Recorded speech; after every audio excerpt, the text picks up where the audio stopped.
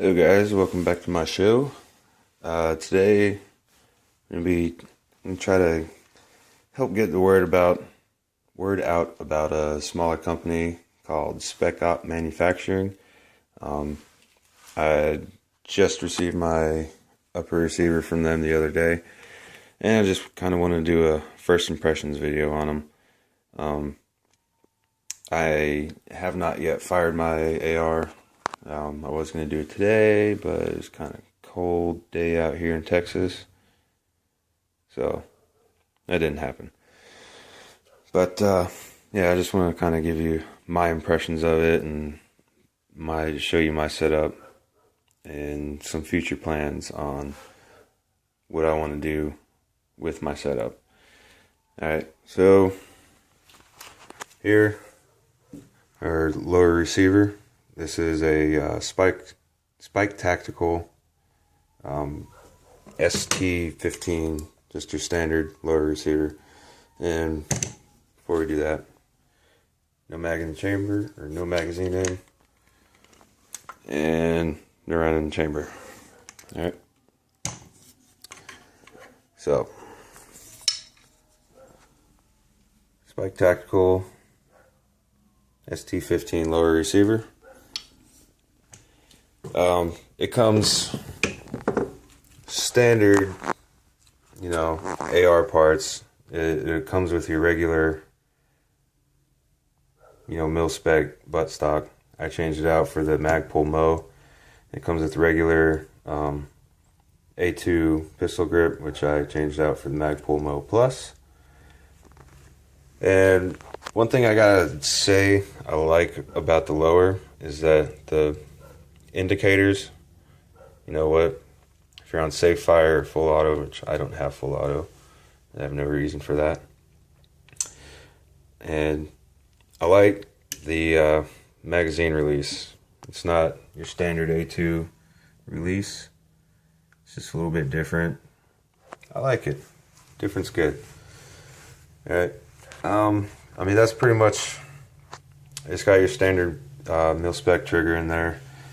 It's probably about 7-pound pull on it. It feels really good. There's no mushiness to it at all. It's not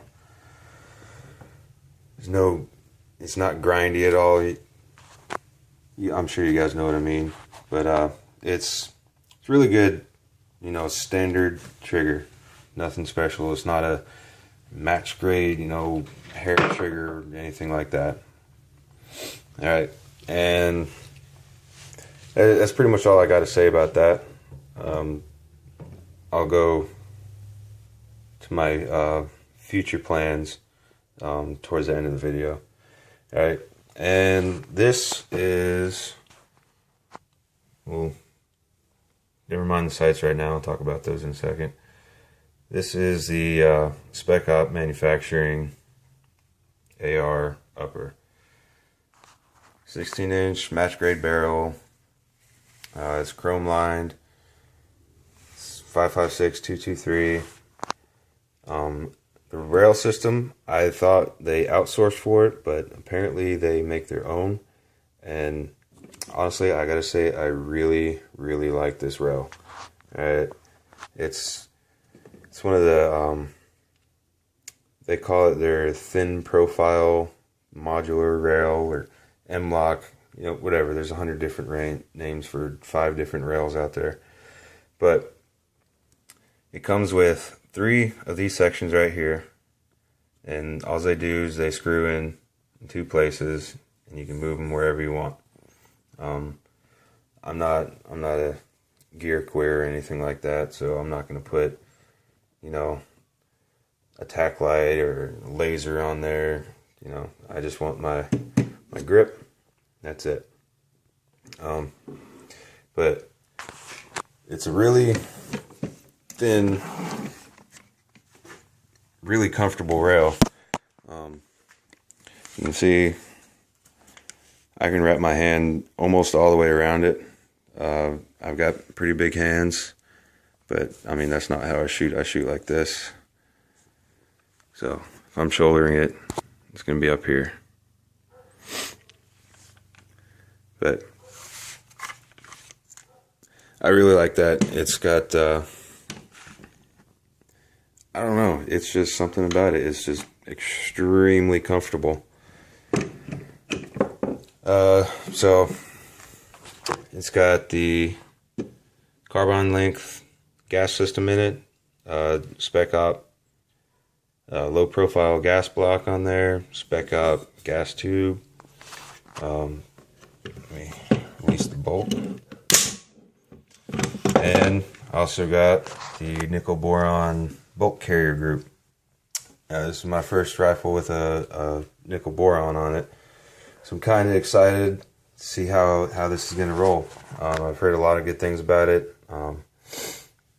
I bought this rifle I put this rifle together with intentions of just shooting, just range time, going out and having fun. But a friend of mine actually talked me into start running some 3-gun competition. So this will be my 3-gun rifle. It's got your standard A2 bird cage, flash suppressor, flash hider, whatever you want to call it. It's nothing special. I plan on switching that out. And let's go back here. It also comes with the Bravo Company Veltor Mod 4 charging handle. And seeing like the pictures on the internet or whatever of this charging handle, I'm like, what is so special about this charging handle? It's a charging handle. Charging handle is a charging handle. I mean, yeah, there's a tack latch. I want a tack latch because it's so much easier to do that, and that's how I charge the weapon. And it really does make a difference. I mean, this thing, if you get a standard mil-spec charging handle, to me it kind of feels a little lightweight. This thing, it feels freaking beefy. Like, it can take some punishment, and I very much enjoy that. Alright, so here's the other side of the upper. Feels like a very well made upper. I don't have any issues with it so far. Never mind. I just can't wait to get out and shoot it, hell. I know some people have issues with lockup between upper and lower receiver. Sometimes they'll get a lot of wobble, especially when you're kind of doing a Frankenstein, kind of like this, spikes lower, SpecOp upper. But there's really not much wobble.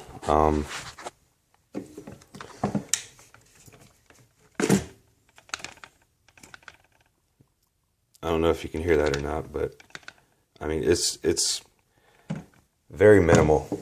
There's really not much wobble in there at all. And I mean,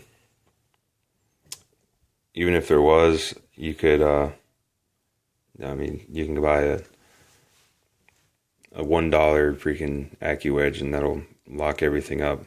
Not that big a deal to me. A lot of people don't know about those. If you don't know what AccuWedge is, it's a little piece of rubber that I don't have one in right now. I have one, but it's not in. But you stick it right there, where right below the takedown pin, and it will sit right underneath that. So it will, it eliminates any upper and lower wobble that you might have. Now, go on to my sights. I'm not made of money here, so I was originally going to say F it and go with EOTech with magnifier, but then I decided I don't have $1,000 to spend on optics. So I was at the store and I found this Sight Mark, which is exact same thing as the EOTech, and a friend of mine was actually telling me about Sight Mark while I was shopping around for AR stuff, and he he had one on his KSG 12 gauge, and you know, he shot slugs out of that thing, and it never lost a zero. So my philosophy is, if it'll stand up to a 12 gauge, it'll definitely stand up to a 5.56 and not lose its zero. And behind it, this is just a UTG 3x magnifier. So far, I can say this is a very, very good alternative to, you know, spending $1,000 on an EOTech. I mean, with this Sight Mark, you get the same reticle. You actually get 4 different reticles. You get the EOTech crosshair with the circle and then the dot in the middle. Then you get just a regular red dot, and then you get a regular crosshair. And you can actually see them all down in here. And there you go. Yeah, I've got it on the regular EOTech. And then you got your red dot.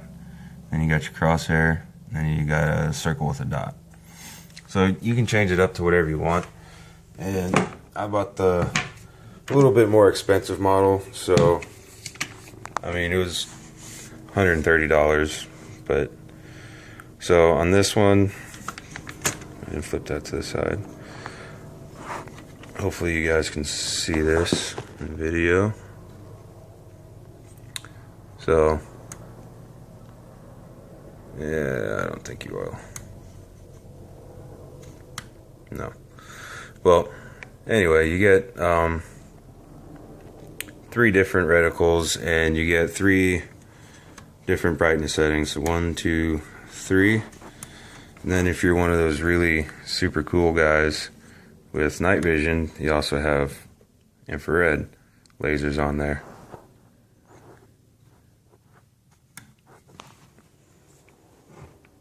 Alright, so there's that. And this UTG operates the same way as the EOTech does. Just push it over to one side and then push it back over whenever you don't want it to magnify. The only, I mean, it's not really a problem, but I don't know, some people might just be completely turned off by this, but it's, the magnifier sits, you know, just a hair up higher than the sight does. So whenever you're, you know, looking through the magnifier, you can see like the very top of the reflex sight. Not a problem to me. I say that now, but I haven't taken it out to the range yet, so we'll find out whenever I take it out to the range. After, I'll do a range time video and give you an update on that. So,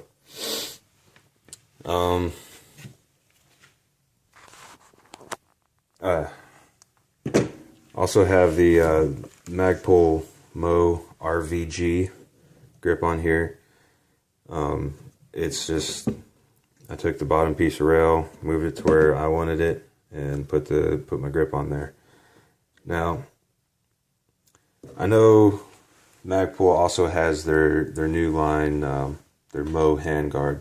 Me personally, I don't really care for it. I like my rail system. I actually really like this. This is my #1 favorite rail now. I like it above key mods. I definitely like it above quad rails. I'm not a fan of quad rails at all. But the interesting thing about this this Mo RVG, which stands for Rail Vertical Grip, they also make a separate one, which is the MVG, the Mo Vertical Grip, and that can only mount onto their Mo handguard. Well, with the RVG, I don't have the other pieces with me, but it comes with the other pieces, so you can put it inside the little rail insert, and it comes with a little piece of rail insert, so you can put the locking screws in, it'll lock it down, and then you can mount it to your Mow handguard. So if you have a Mow handguard and you also have a rail system, but you don't want to buy separate handguards, get the Mow RVG, so that way you got the best of both worlds. Of course, I use standard PMags. Don't mind this horrible paint job on it. It was a failed camouflage experiment. Alright, so I think that's about it. Yeah, I think I talked about all the features of it. Alright, so future plans for this. I need to get some backup iron sights. If anybody watching this knows of any good ones, I actually have the Magpul M-Bus, but the problem with this is when I camp this over and I go to flip this up, I can't go all the way up because it'll stop at about 45 degrees because it hits this, so I can't use my Magpuls, which is unfortunate because I love Magpul. But if anybody has any suggestions, top or 45 degree canted iron sights, I'm game for either. I've never used the canted ones, but you know, I'm always open. Alright, some future plans. I'll start from the front. Alright, I'm going to change this out. I'm debating on whether I want to put on a Yankee Hill Machinery Phantom flash hider, or if I want to put the actual muzzle brake on. Because I had the muzzle brake on my first AR, and I'll be damned if that thing didn't work. I mean, ARs don't have much recoil to begin with, but that thing took away, I would say, 90% of the recoil, and it worked amazingly. But the downside to it is it just made it so loud. I mean, even with Ear Pro, and it felt like it was really loud. But I don't know, if I'm going to take it into 3-gun competition, I think a muzzle brake would be, or a muzzle brake or a compensator would be a better route to go rather than just a regular old flash hider. Because, you know, going for speed, trying to quickly acquire targets, and yeah. So, yeah. Like I said, I need backup iron sights in case, you know, old battery ever dies in the middle of shooting. Right here, of course, I'm going to put a bad lever because I want my gun to be almost completely ambidextrous. I'm not going to put an ambidextrous mag release, and yeah, I'm not going to do an ambidextrous mag release, but I do want the bad lever just so I can be right here and release the bolt that way. And I also want to put on a ambidextrous safety. Now, I am not a left-handed shooter I'm not a natural left-handed shooter, but I am a trained left-handed shooter. I have trained myself to shoot both right and left-handed, just because you never know when you need to shoot with your other hand. But I think that pretty much wraps it up. I mean, I'm going to put some little personal touches on it. I mean, nothing tactical or whatever. This is my rifle. I want it to be, you know, personalized to me. You know, found tacticalgearjunkie.com. They sell laser engraved dust covers, and I just want a laser engraved dust cover to you know, to put a piece of me in it. And they sell laser engraved takedown pins. I might do that. I might not. I don't know. I mean, they're only like $20, so yeah. Think that's about it. So hopefully, I want to tell you my reasoning behind choosing this, and it's not to look cool. It's not because, well, that's what they're using all in the community and tactical and special forces and whatever. No, I'm using this from a strictly functional standpoint. Okay, there's one thing I think a lot of people don't realize is this is, for an AR, this is actually a really, really good setup to have, is a reflex sight with a magnifier. Because with an AR, it is not a long range gun, okay? You can take it out to 600 meters if you're good enough. It is a medium range. I would say maximum you could, if you're a good enough shot, you could take it out to 600 effectively and back. So you can use it for close quarter stuff, you know, 150, you know, 200 yards reflex sight all day. Anything past that, you magnify it so you can see your target better and, you know, engage it quicker.